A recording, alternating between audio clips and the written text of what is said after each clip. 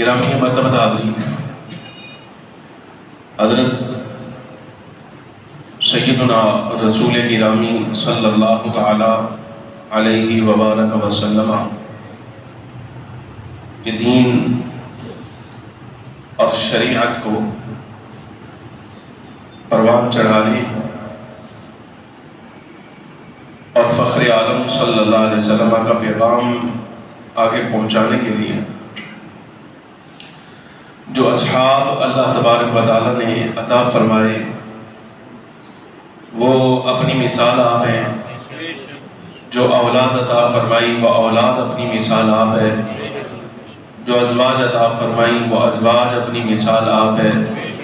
اور جو امت عطا فرمائی ہے وہ امت اپنی مثال آپ ہے۔ اور اس امت میں بالخصوص سرور عالم صلی اللہ علیہ وسلم کے دین کی خدمت کے لیے جو علماء عطا فرمائے ہیں وہ علماء بھی اپنی مثال آپ ہیں۔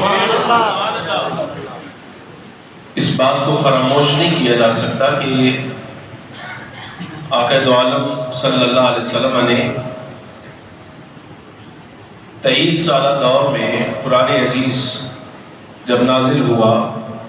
تو اس کی جو تشریح فرمائی تھی، چونکہ دین آگے پہنچانا تھا، ایمان کا مسئلہ تھا اور علم کی باتیں آگے پہنچانی مقصود تھی۔ دین، ایمان اور علم،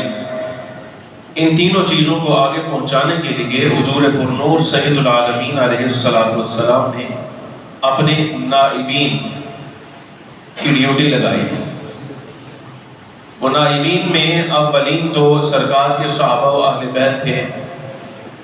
ان کے زمانہ کے گزرنے کے بعد جن تک یہی تین چیزیں ایمان،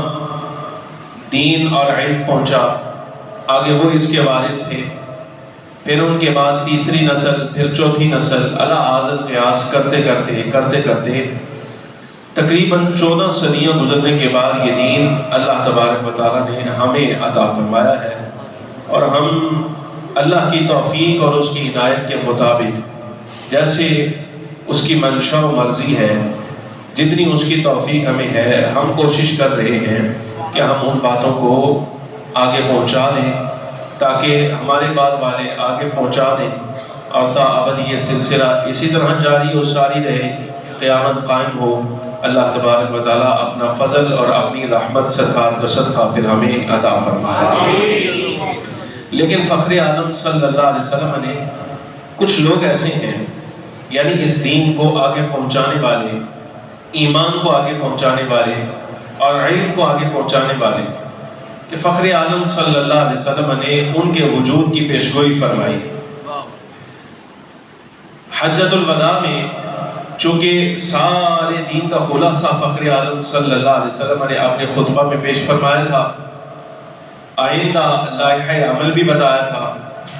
جو خطبہ اور احکام حضور نے ارشاد فرمائے تھے، وہاں ایک جملہ صحیح بخاری کے اندر مروی ہے، سرکار نے فرمایا تھا تم میں سے جتنے لوگ ہیں یہ احکام سارے کے سارے اپنے بعد والوں کو، یعنی جو حاضر ہیں، یہ حاضر لوگ احکام جو میں نے بتائے ہیں ان تک پہنچا دینا جو یہاں موجود نہیں ہیں، غائبین تک۔ اس لیے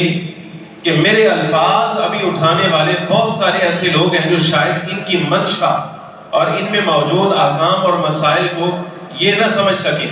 لیکن جن تک آگے یہ پہنچائیں گے نا، انہیں اللہ یہ استطاعت اور توفیق دے گا کہ میرے الفاظ میں، میرے ارشادات میں جو میری امت کے لیے دستور اور لائحہ عمل ہے، یہ ان کی بعد والی جو نسل ہے نا وہ اس سے نکالے۔ یہ پیشگوئی حضور نے فرمایا۔ سورہ جمعہ شریف کا نزول ہوا جس وقت، تو آقا دو عالم صلی اللہ علیہ وسلم کے اصحاب موجود تھے۔ آپ صلی اللہ علیہ وسلم نے سورہ جمعہ تلاوت کر کے اور پڑھ کے سنائی اصحاب۔ تیسری آیت آئی نا، چونکہ دوسری آیت میں اللہ تبارک و تعالیٰ نے آپ صلی اللہ علیہ وسلم کی تعریف فرمائی، آپ کی تشریف آوری کا مقصد بیان فرمایا، اور پھر ساتھ ہی ساتھ سرور عالم صلی اللہ علیہ وسلم کو یہ فرمایا تھا کہ یہ جو کتاب ہم آپ کو دے رہے ہیں یہ آپ نے آگے پہنچانی ہے، یعنی اس کے ذریعے آپ نے لوگوں کو تلاوت بھی کروانا ہے، لوگوں کا تزکیہ بھی کرنا ہے، انہیں پاک کرنا ہے، صاف کرنا ہے، انہیں علم دینا ہے، انہیں حکمت دینی ہے، کہ ساری چیزیں آپ نے آگے دینی ہے۔ وہ علم اور حکمت لینے کے بعد جو ایک جماعت تیار ہوگی، اللہ تبارک و تعالیٰ نے اس کی تعریف بھی اسی دوسری آیت میں فرما دی۔ لیکن جیسے ہی تیسری آیت شروع ہوتی ہے نا، اس میں اللہ تبارک و تعالیٰ فرماتا ہے وَآخَرِينَ مِنْهُمْ لَمَّا يَلْحَقُوا بِهِمْ، اور دوسرے کچھ ایسے ہیں جو ابھی تو یہاں موجود نہیں، ان کے بعد آئیں گے، لیکن جس جماعت کی تربیت آپ کر رہے ہیں علم میں، عمل میں، حکمت اور دانائی میں، جس مرتبہ پر یہ فائز ہیں، ان کے بعد والے بھی اسی درجے میں ان کے ساتھ آپ ملیں گے۔ انہوں نے آپ کا زمانہ نہیں پایا ہوگا، لیکن جو تربیت آپ کر رہے ہیں، اسی تربیت کا اثر جو ہے وہ اس دوسری نسل میں بھی نظر آئے گا۔ تو صحابہ کرام علیہ الرضوان نے اس آیت سے متعلق پوچھا من ہم یا رسول اللہ، یا رسول اللہ وہ کون لوگ ہوں گے؟ سرکار نے خاموشی اختیار فرمائی۔ صحیح مسلم کی روایت ہے، 2-3 حدیثیں پڑھوں گا یہاں پر ایک ہی لفظ کے ساتھ۔ فرمایا عرض کی یا رسول اللہ یہ کون لوگ ہیں جو ہمارے بعد آئیں گے لیکن علم میں، درجہ اجتہاد میں، عمل میں، تزکیہ میں یہ اسی درجے پر ہوں گے، لیکن یہ یاد رکھنا درجے پر آنے کا مطلب یہ نہیں ہے کہ جو مقام عزت اللہ نے صحابہ کو عطا فرمایا وہی ان کا بھی ہوگا، نہ صحابیت کا درجہ نہیں ہوگا، لیکن علم میں، تزکیہ اور تربیت میں یہ اسی نہج پر ہوں گے جس نہج پر مصطفیٰ کریم صلی اللہ علیہ وسلم کے اصحاب و اہل بیت ہیں۔ یا رسول اللہ کون لوگ ہیں؟ جنہوں نے آپ کا زمانہ بھی نہیں پایا، براہ راست آپ کی صحبت بھی نہیں پائی، آپ سے ملاقات بھی کوئی نہیں، قرآن براہ راست آپ سے نہیں پڑھیں گے، حدیث براہ راست آپ سے نہیں سنیں گے، لیکن علم اور تزکیہ میں تو اسی درجے پر آ جائیں گے کہ جو براہ راست سننے والے، پڑھنے والے آپ کے شاگرد ہیں۔ یہ کیسے پہنچیں گے؟ کون لوگ ہوں گے؟ من ہم؟ تو فخر عالم صلی اللہ علیہ وسلم نے خاموشی اختیار فرمائی، خاموش۔ پھر دوسری مرتبہ پوچھا من ہم یا رسول اللہ، یا رسول اللہ یہ کون لوگ ہوں گے؟ سرکار نے پھر خاموشی اختیار فرمائی۔ پھر تیسری مرتبہ عرض کیا من ہم یا رسول اللہ کون لوگ ہوں گے؟ تو یہ صحیح مسلم کے لفظ ہیں، میرے آقا مولا صلی اللہ علیہ وسلم نے ارشاد فرمایا لو کان الایمان، اچھا اس وقت حضرت سلمان فارسی پاس بیٹھتے، بالکل ساتھ بیٹھے، حضرت سلمان فارسی رضی اللہ تعالیٰ عنہ کے کندھے پر ہاتھ رکھا اور اشارہ کر کے فوضع النبی صلی اللہ علیہ وسلم یدہ علی سلمان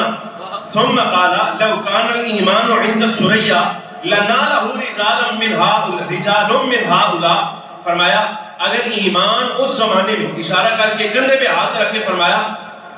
اگر ایمان اس زمانے میں جس کی طرف قرآن اشارہ کر رہا ہے ثریا ستارے پر بھی چلا گیا نا، تو سلمان کی قوم کے کچھ لوگ ایسے ہوں گے کہ ایمان کو ثریا سے بھی نیچے زمین پر لے آئے، وہ اس کی قوم کے ہوں۔ یہ ایک لفظ